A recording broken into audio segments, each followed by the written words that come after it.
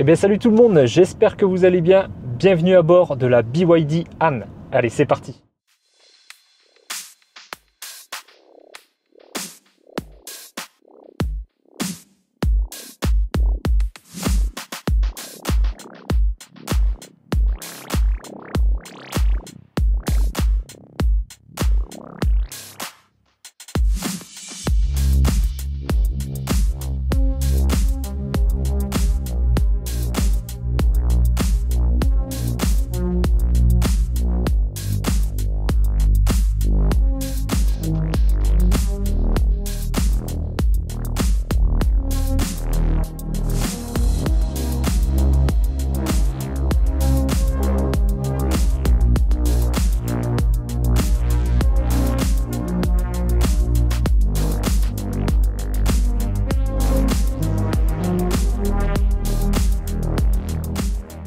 Alors la BYD Han, qu'est-ce que c'est? C'est une grosse berline de chez BYD, c'est leur plus gros véhicule, on va dire entre guillemets au niveau berline. Après ils ont forcément leur SUV.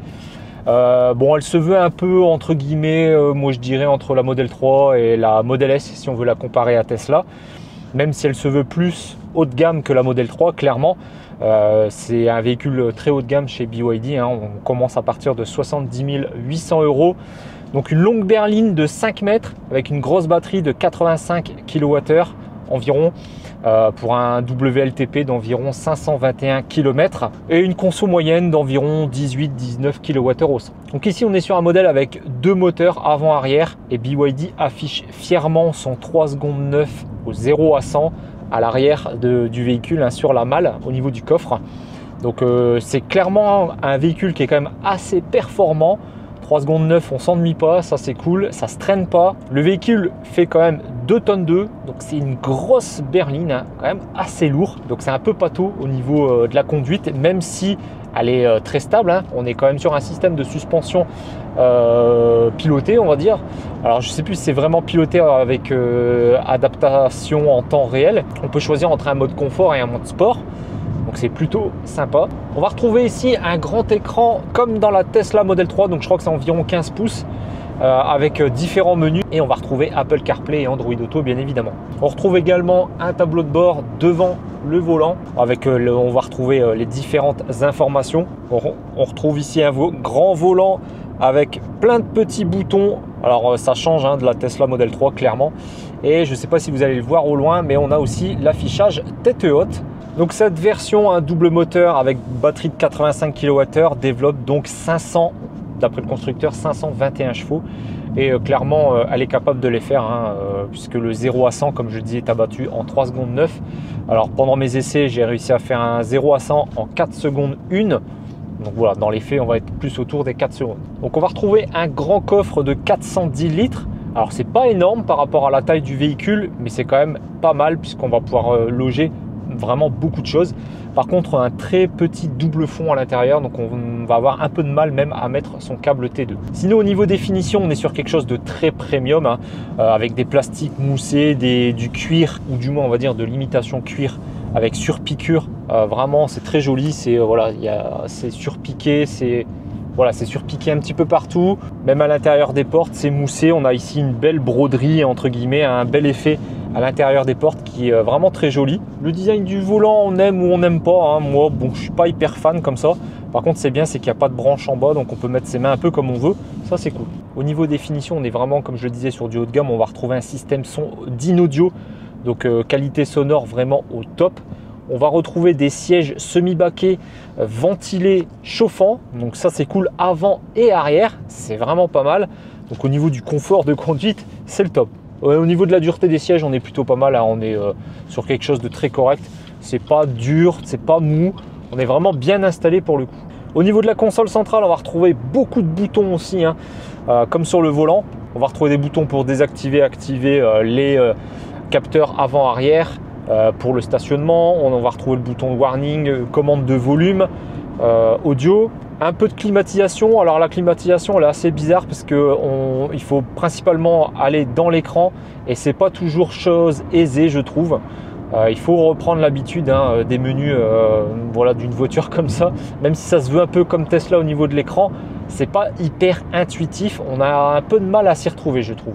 Donc il faut cliquer ici sur la ventilation et là on va avoir tout le système de ventilation, d'air conditionné, si on est en auto, manuel, etc. On va retrouver aussi le réglage des sièges avant et arrière pour la ventilation et le chauffage. On a un système de purificateur d'air également et après on a un sous-menu pour on va dire personnaliser encore plus les réglages. Donc c'est très fourni au niveau de la console centrale. On s'y perd un peu comme je disais au début et qu'il y a vraiment beaucoup de boutons, beaucoup de menus et de sous-menus. Bon, c'est le temps d'apprendre un petit peu l'utilisation de l'écran. Au bout d'un moment, on s'y fait un petit peu. Mais quand on monte dedans pour la première fois, qu'on veut régler certaines choses qui paraissent d'habitude assez intuitives à trouver sur n'importe quelle voiture, bah là, il faut chercher un petit peu. Donc bon, voilà, c'est un peu le bémol. Donc on va retrouver des aides à la conduite, je dirais, basiques.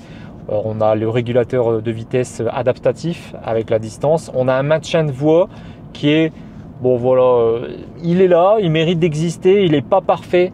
Parfois il se déconnecte sans qu'il nous prévienne et puis des fois il se reconnecte sans qu'il nous prévienne également. C'est un peu perturbant au début, on va avoir tendance à pas trop l'utiliser, surtout quand on n'a pas l'habitude de ce genre d'aide à la conduite.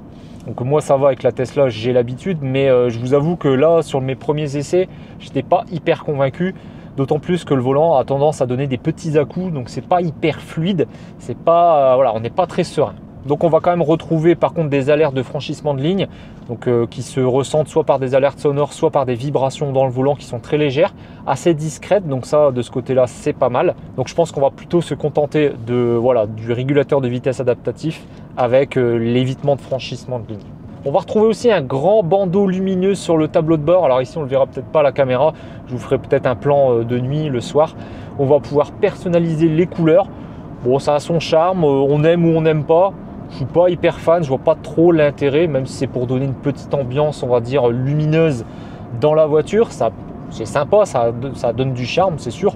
Mais c'est clairement pas indispensable. Donc comme je le disais, on va retrouver également Apple CarPlay et Android Auto. Android Auto fonctionne en sans fil, mais par contre pas Apple CarPlay, il faudra le brancher sur un port USB. Bon, ça c'est un peu dommage, mais malgré tout, d'après ce que j'ai compris, il y a une dernière mise à jour qui vient de sortir. Alors elle n'est pas mise en place sur mon véhicule de près, et donc du coup j'ai pas cette fonctionnalité là, mais apparemment Apple CarPlay devient aussi sans fil maintenant. Bon, faudrait voir avec la mise à jour si c'est vraiment le cas ou non. Donc on va avoir aussi pas mal de rangements dans les portes. Ici au niveau de la console centrale avec deux portes gobelets qui font bien leur taf avec des petits maintiens. On va retrouver un chargeur induction ici, je crois qu'il y en a un deuxième ici à l'intérieur, un port USB type A, un port USB type C, ça c'est cool. On va retrouver aussi sous la coudoir centrale un grand vide-poche, donc qui est quand même pratique, qui s'ouvre en deux. Alors grand, pas aussi grand que dans la Tesla c'est sûr, mais qui est quand même intéressant. Et on va retrouver également deux ports USB type A. À l'arrière, on est aussi très bien logé, comme je l'ai dit tout à l'heure. On retrouve donc des sièges chauffants et ventilés. Alors c'est deux vraies places avec deux vrais sièges baquets.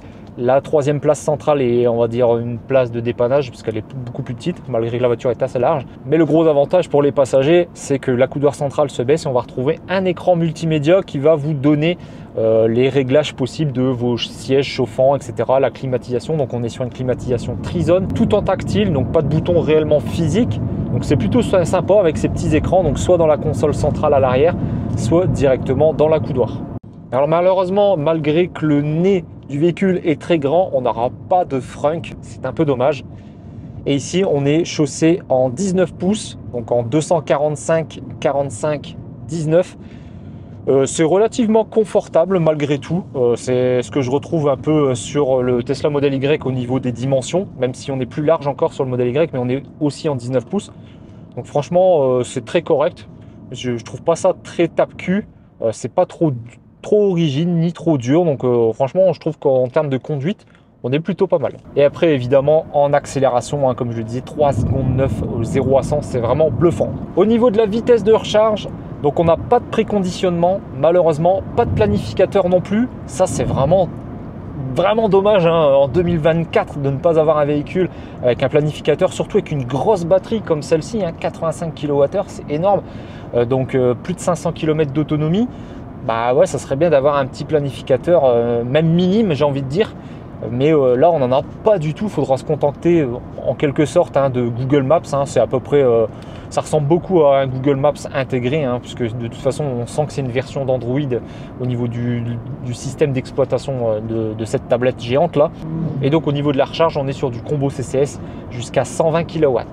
Alors c'est pas énorme, ça va être assez long pour faire un 1080 compter un peu plus d'une demi-heure. Alors le fait de ne pas avoir de planificateur, c'est pas, on va dire, catastrophique en soi, parce que maintenant on retrouve énormément d'applications qui permettent justement d'avoir un planificateur comme ChargeMap ou ABRP. Donc du coup on peut planifier facilement son itinéraire dans son application de téléphone, et ensuite avec Apple CarPlay et Android Auto, on va retrouver notre GPS directement dans l'écran. Donc c'est plutôt pas mal de ce côté. Heureusement, j'ai envie de dire qu'il y a au moins ça pour compenser le fait qu'il n'y ait pas de planificateur. Ici, pas d'ouverture sans clé, ça va être, enfin si vous avez une clé dans votre poche, mais c'est pas une carte ou une application comme on peut retrouver par exemple sur une Tesla. Un peu dommage, je trouve, à ce niveau de prix de véhicule, ça aurait été bien d'avoir au moins l'ouverture à distance avec le téléphone, ça aurait été sympa. Alors moi, je ne sais pas s'il y a une application BYD pour gérer la voiture. Moi, j'en ai pas en tout cas, parce que c'est un véhicule de prêt, donc on m'a pas fait briefer de ce côté-là, donc je pourrais pas vous dire. Donc ce qui fait qu'on va retrouver un bouton Stop and Start pour démarrer comme à l'ancienne, et un mini levier de vitesse ici pour pouvoir passer marche avant, marche arrière neutre, et le frein de parking. Donc moi je l'ai pendant une semaine, donc cette vidéo va permettre justement de vous donner mon avis sur une semaine. Donc là ça fait quelques heures que je la possède et que je roule avec. Donc pour l'instant il m'estime une consommation sur les 50 derniers kilomètres à 17,8 kWh au 100. Alors j'ai pas réussi à avoir un odomètre classique, j'ai envie de dire, que j'ai pu mettre à zéro depuis que je suis parti.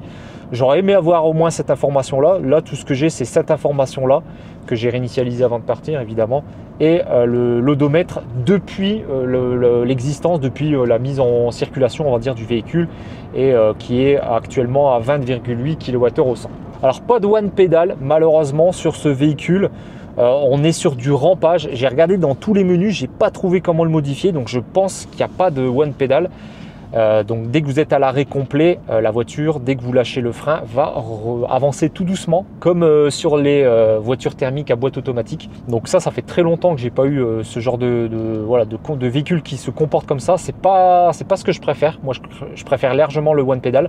On a du frein régénératif, mais qui est clairement en deçà de ce que j'ai déjà pu essayer, notamment la Tesla Model Y, Model 3, mais aussi la Fiat 500 que je possède. Et honnêtement, la Fiat 500, elle, a le one pedal et a un frein régénératif qui est beaucoup plus puissant que sur cette BYD Han. Alors c'est vraiment dommage, parce que ça pourrait la rendre encore plus efficiente. Il y a du frein régénératif, attention, je ne dis pas qu'il n'y en a pas, mais il est vraiment très léger.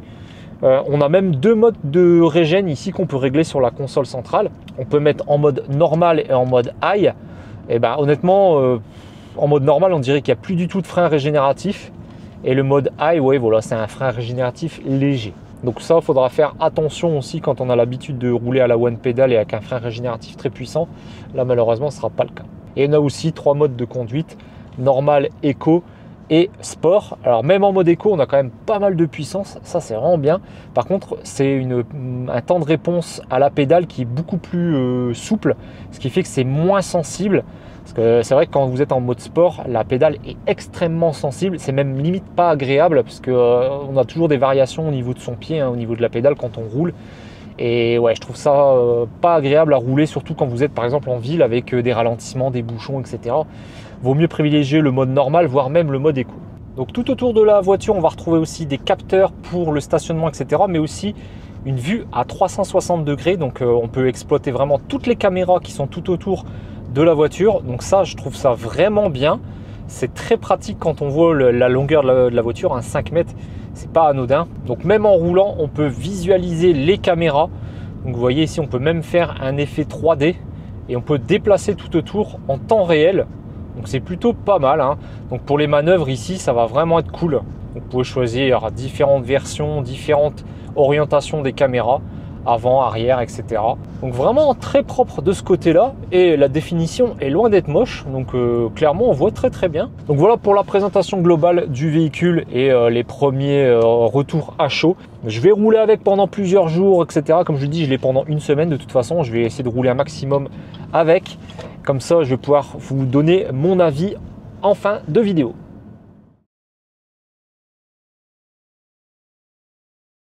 Donc ça y est, c'est parti. Tout le préparatif est fait. Direction la Teste de Bûche en compagnie de Charles de Tesla Geek, Xav Tesla, Steph de Sexy Cars et d'un abonné à Charles. Donc du coup, on va pouvoir comparer nos consommations sur la route pour aller direction la Teste de Bûche. Alors petit point conso avant de partir, donc j'ai réinitialisé le trip. Alors moi malheureusement je n'aurai la moyenne de consommation que sur les 50 derniers kilomètres. Donc on verra bien ce que ça donne. Je vais essayer de faire des relevés réguliers tous les 50 km. Donc il est 11h08, donc je pars avec 16 528 km. Je ferai les relevés tous les 50 km pour la consommation moyenne. Et on fera la moyenne à la fin, une fois qu'on arrivera au premier arrêt, donc qui est au Tesla Supercharger de Tours. Donc on va voir un petit peu ce que ça donne, si je vais être encore en galère ou pas. Alors le trajet là va faire 233 km, j'ai une autonomie de 436 affichée avec 83% de batterie. Allez, on y va.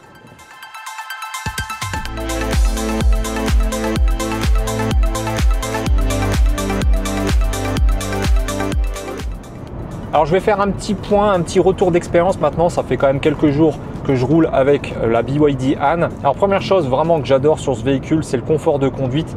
On est vraiment très bien installé. Le choix des suspensions pilotées est vraiment pas mal, hein. Le fait qu'on puisse mettre en confort ou en sport. Alors il n'y a pas énormément de différence. Elle reste quand même assez confortable je trouve, même en mode sport.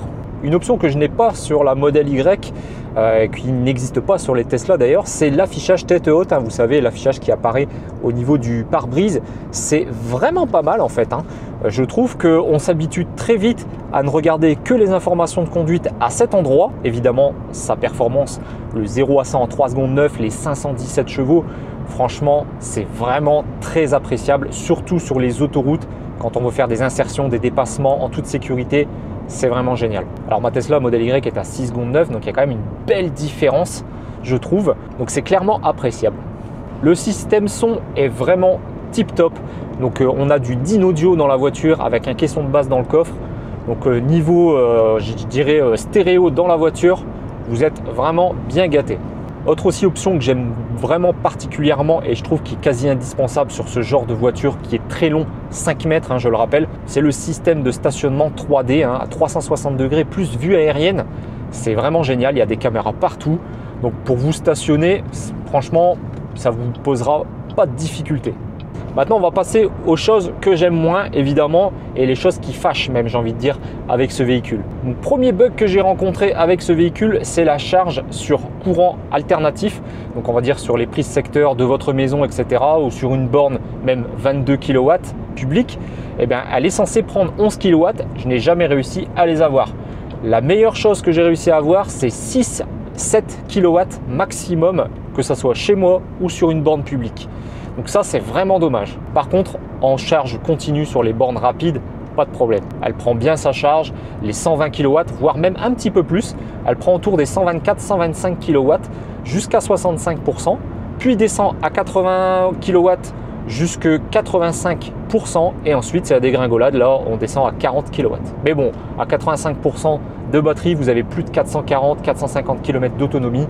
C'est largement suffisant pour reprendre la route. L'autopilote aussi, qui est vraiment bizarre, très capricieux.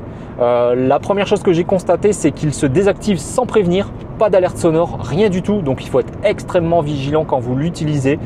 Clairement, c'est plus un Line Assist Plus qu'un autopilote. Donc eux, ils appellent ça le ICC chez BYD. Mais clairement, c'est pas terrible. J'ai eu quelques freinages fantômes également, donc on se plaint aussi souvent de Tesla avec leur freinage fantôme avec l'autopilote activé, c'est pas beaucoup mieux avec cette BYD. Et cet autopilote également, on ne peut pas l'activer au-delà de 120 km/h. C'est vraiment dommage. Généralement, c'est ce genre d'aide qu'on veut avoir quand on est sur l'autoroute à 130. C'est maximum 120 km/h.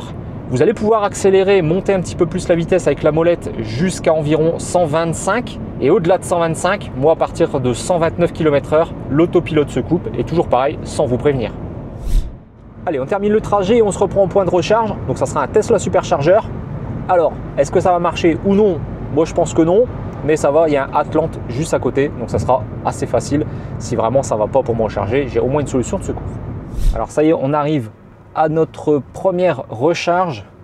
Donc si on fait un petit point conso rapidement, je vais regarder un petit peu combien on est. Bon là sur les 50 derniers kilomètres, j'étais à 19,9 kWh au 100.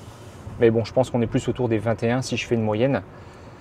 Et puis bah, on a parcouru 220 km, 230 km. Il me reste encore 137 km d'autonomie et 26%. Donc je vais aller me brancher et on va tester surtout si les superchargeurs fonctionnent. Parce que si ça ne fonctionne pas, je vais devoir trouver une solution de secours. Mais bon, juste avant d'arriver sur cette zone, j'ai vu des bornes de recharge PowerDot et il y a aussi normalement des Atlantes. Je viens de me garer au superchargeur, on va tester, on va voir si ça fonctionne. Alors c'est des V3, donc à mon avis j'ai peur que ça ne fonctionne pas. Tous les V3 que j'ai testés ne fonctionnaient pas. On sort l'application, recharger ici et je me suis connecté sur la borne 5C.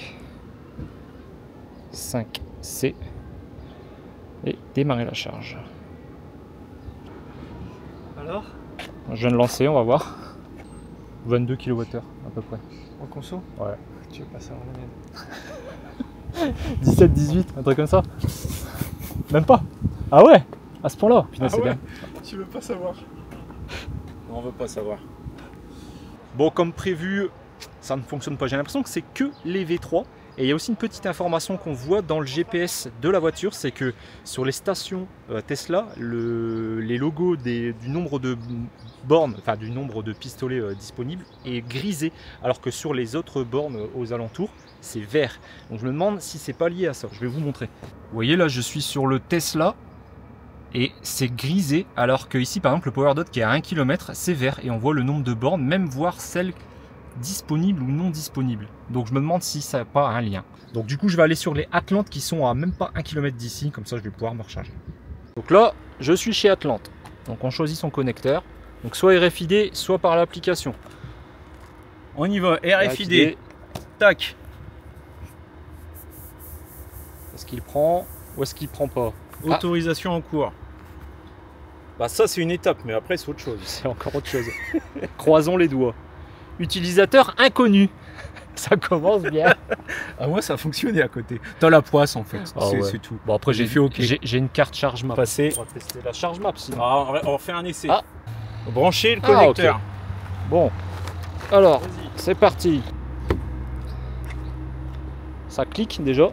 Ah, j'entends la voiture cliquer, c'est bon signe. Cyril commence à connaître les signes d'une charge qui Ah va oui, bien oui. se passer ou pas. On va aller voir ce qui se passe à l'écran là-bas. Ça ventile. Ça ventile. Et quand C'est bon Cyril. Tu vas venir avec nous. Super. Donc on est à 25%. On monte en puissance, on va voir combien on va prendre. Donc 114, 115 kW pour le moment, 25% et il est 13h39. Bon voilà, on arrive quand même à se recharger, hein. C'est pas non plus une catastrophe, c'est juste que voilà, les Tesla, malheureusement avec une BYD, les V3, ça n'a pas l'air d'être trop compatible. Donc là on va voir combien de temps on va mettre. Déjà par rapport à du Electra, c'est un peu moins rapide. On est qu'à 115 au lieu de 124-125 sur les Electra, les Alpitronic. Ici c'est encore un type de borne un peu différent. Bon allez, on fait le point après la fin de la charge. Encore un retournement de situation, les bornes Atlante ne fonctionnent pas, enfin en fait elles fonctionnent mais les charges sont stoppées au bout de 20, 10, 20, 30%, donc c'était impossible à charger correctement. Donc là il y a des PowerDot, on va tester, j'espère que ça ira cette fois. Bon, j'ai vraiment pas de bol avec cette BYD Han, hein. Donc les PowerDot sur lesquels j'étais, c'était des 100 kW maximum en vitesse. Ça ne fonctionnait pas non plus, pas de communication avec la borne. Par contre, j'ai trouvé d'autres PowerDot, cette fois des 200 kW de puissance et avec l'architecture 800 ou 400 volts. Et là, ça marche. Donc on va regarder les puissances. Je prends 124 kW à 52%. Enfin, quelque chose qui fonctionne. Donc on peut déjà faire un petit résumé de ce qui fonctionne et ce qui ne fonctionne pas sur cette BYD Han au niveau des chargeurs. Donc les V3 Tesla, on oublie. Les V4, on oublie. Les V2, ça semble marcher, mais en tout cas, j'ai pu faire qu'un seul essai et c'était concluant. Et sur les bornes Atlante, qui font, je crois, du 600 ou 800 volts également. Et sur les bornes Electra, les Alpitronic, les modèles de bornes Alpitronic, ça semble très bien fonctionner également. J'ai jamais eu de soucis, ça fait 2 fois que je me recharge sur ces bornes et aucun problème. Bon, ça y est, j'ai réussi à finir ma recharge, donc je suis à 81%. On va pouvoir repartir. Ça n'a pas été sans mal cette fois, cette recharge. J'espère que ça ira beaucoup mieux à la prochaine recharge. Normalement, on va sur une station Atlante, sur une aire d'autoroute de l'A10. et on va avoir normalement des bornes alpitroniques. J'espère que ça ira. Donc on se retrouve tout de suite après.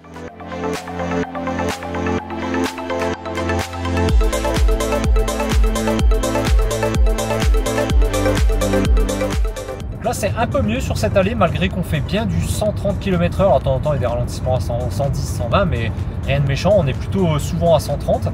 Et là je suis à une consommation sur les 50 derniers kilomètres bien évidemment de 18,7 kWh au 100. C'est pas trop mal.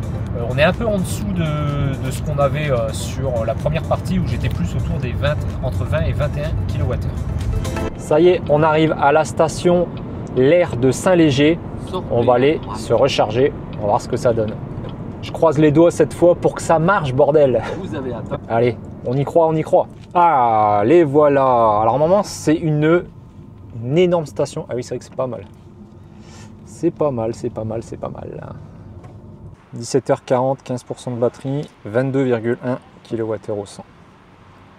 Un point pour le GPS Mégane. Mégane, oh putain. C'est Nick. On va y arriver. J'espère que cette fois c'est la bonne. Avec la carte bleue directement, bah, c'est ce qu'on va faire. C'est intéressant, c'est pas la Mégane parce qu'on sait que ça va fonctionner. Mais là, ici, on ne sait pas si ça va fonctionner. Surprise, surprise. Je te laisse, hein. Allez voir sa vidéo, elle va être rigolote. Ouais. Ah, c'est sur le terminal qu'il faut faire. Choisis le connecteur. On branche. Et surprise. Ah. On entend des bruits bizarroïdes, c'est bon signe. La BYD va recharger. 15%, c'est parti. Allez, on va voir la puissance de charge maintenant. Donc 119 kW, donc 1 heure pour arriver de 16% à 100%. Alors évidemment, on va pas aller jusqu'à 100%, ça n'a aucun intérêt. Donc, je pense qu'on va aller jusqu'à 75-80%. Voilà, 120 kW, c'est pas mal. Ça, c'est un numéro. Je ne savais pas s'il allait rester sur l'air d'autoroute. Je Tu vas suis pouvoir poursuivre. soulagé, hein, ça va mieux. Ah. Bon, c'est bon, elle est pas si nulle que ça la BYD sur les bornes Atlantes. En alpitronique, ça marche très très bien. Alors pour information, ici sur les alpitroniques, vous avez 2 choix, voire 3 choix pour démarrer la charge, c'est ça qui est bien. Plus ici, vous avez un terminal carte bancaire, ça c'est cool. Badge RFID également, mais vous pouvez aussi utiliser des applications directement Atlante ou même des applications partenaires comme Electromap par exemple. Donc moi j'ai utilisé l'ACB, c'était le tarif le plus avantageux. Bon, la séance se passait bien jusqu'à ce que ça baisse à 70 kW de puissance à 38% et ça remonte progressivement. Donc là on remonte à 93 kW et je suis à 51%. Mais bon, vous voyez, ça fait déjà 21 minutes que je suis là et j'ai repris que 35%. J'étais à 15%, 37%. Donc de 15 à 52, j'ai mis 21 minutes. C'est vraiment très lent. On va essayer de remonter jusqu'à 70-75%. Et après on reprend la route. Bon, il nous reste que 160 km pour arriver à notre destination, donc là il n'y a plus besoin de rester encore très longtemps, je crois même qu'on va couper. Donc là on charge encore à 70 kW, mais à 74% de batterie, ça va nous faire environ 350, quasiment 400 km d'autonomie. Donc clairement il n'y a plus besoin de rester, sachant qu'il reste que 160 km à parcourir. Donc on va débadger et enlever le chargeur et puis repartir. Bon voilà, on repart, on est à 76% de batterie, autonomie restante affichée 395 km pour 165 km à parcourir pour arriver jusqu'à l'hôtel, la destination finale à la Teste de Bûche. Voilà, on se reprend là-bas pour la conclusion. Voilà, ça y est, je suis arrivé à ma destination, donc il me reste 37% de batterie et 191 km d'autonomie. Bref, là, c'est pas le sujet puisque de toute façon, on est arrivé à destination. Il y a de quoi se recharger sur des bornes publiques classiques, des rapides, etc. Il y a tout ce qu'il faut dans le bassin d'Arcachon, c'est pas un problème. Donc pour repartir, ça sera sans souci. Conclusion sur ce road trip de Vélizy 2 jusqu'au bassin d'Arcachon en compagnie de Tesla Geek, Xavmax et Steph de Sexy Cars. Avec une BYD Han comme celle-là, honnêtement, il faut vraiment bien préparer son trajet puisque j'ai vraiment eu des déconvenues sur l'allée, notamment au niveau des superchargeurs Tesla. Donc j'ai voulu insister et essayer quand même d'aller voir si ça fonctionnait sur les V3, etc. Mais à chaque fois, il n'y avait rien à faire. Et je pensais que ça allait se limiter à ça, mais non, malheureusement, même d'autres bornes, ça peut voilà, un peu merder, entre guillemets. C'est ce que j'ai eu sur une borne Atlante, je crois. La charge avait bien démarré, puis elle s'est coupée. J'ai relancé une deuxième fois, ça a tenu 10 minutes, ça a recoupé, etc. Pendant 4 fois, après j'ai abandonné. Je suis allé voir des PowerDot qui étaient à proximité, des 100 kW. Alors je me dis que c'était toujours mieux que rien, que de pas du tout se recharger. Il n'y avait pas de communication avec la voiture, donc encore une fois ça ne fonctionnait pas. Comme les Tesla, ça faisait la même chose, je mettais le pistolet, il ne se passait rien du tout. Et ça va, il y avait d'autres PowerDot, mais cette fois plus puissants, des 200 kW. Et là, pas de problème, ça a fonctionné et ouf, j'ai pu faire ma charge, même de manière constante avec plutôt une bonne courbe de charge. Et puis au final, là où je pensais que j'aurais le moins de problèmes, c'était sur la grande station Atlante avec des Alpitronic, les mêmes que chez Electra. Et au final, ça a bien chargé, il n'y a pas eu de coupure, mais j'ai eu, on va dire, une recharge un peu en dents de scie. J'ai eu un pic à 120 kW, 123 même kW au début, et arrivé à 38%, ça s'est effondré à 70%. C'est remonté progressivement jusqu'à 90 kW, jusqu'à environ 65%. Puis de nouveau, après, comme la charge habituelle que j'avais fait chez Electra, en escalier, c'est redescendu à 70 kW. Donc là, j'ai pas attendu très longtemps, on a été jusqu'à 75-80% et on est reparti. Voilà, donc la conclusion de cette vidéo, c'est que clairement, la BYD Han a beau être une excellente routière parce qu'elle est confortable, bien équipée, puissante, on est à l'aise, il y a quasiment tout ce qu'il faut de ce côté-là au niveau du confort de conduite, mais la recharge vient gâcher tout le plaisir et c'est vraiment dommage. Il n'y a vraiment que ça qui malheureusement mettra une mauvaise note à cette voiture et je ne pourrais pas la considérer comme une bonne routière, comme une bonne berline pour avaler les kilomètres puisque vous allez être vite rattrapé par des déconvenus si vous ne préparez pas votre trajet ou si vous n'avez pas de chance et que vous tombez sur des bornes qui sont voilà, un peu capricieuses. Alors est-ce que c'est la voiture ou les bornes? Je pense que c'est plus la voiture. Voilà, en tout cas, j'espère que cette vidéo vous aura plu. Si c'est le cas, bombardez de petits pouces en l'air comme d'habitude. Abonnez-vous si ce n'est pas déjà fait. Et sur ce, on se dit à très bientôt. Ciao tout le monde.